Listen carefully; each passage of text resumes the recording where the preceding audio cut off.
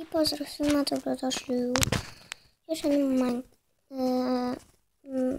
još jednu epizodu, da, ali u ovoj epizodi nećemo igrati Minecraft, nego ćemo pokazati kako sam uzeo iskat.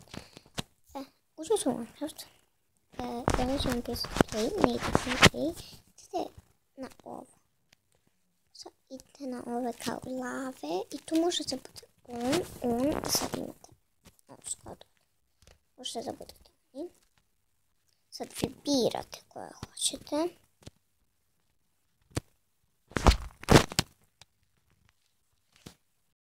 Možete ovdje da budete kao maskirani u nešto. Tu zombija, to, kravu, creeper, mačku, gestu, endermana. Vidite, imate i sad vi tu možete sve ja sam ovdje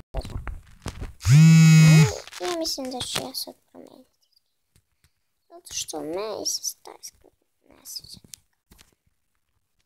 nije dovoljno tako da ću ja slušati ajde da kažemo budem, ja ću to budem, ono, u stvari ne, biću,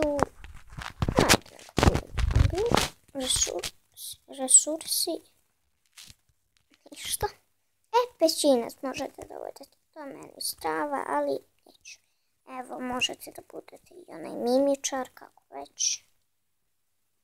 Tu imate sad. Birate, ovo je zadnja veštica. Zadnja veštica.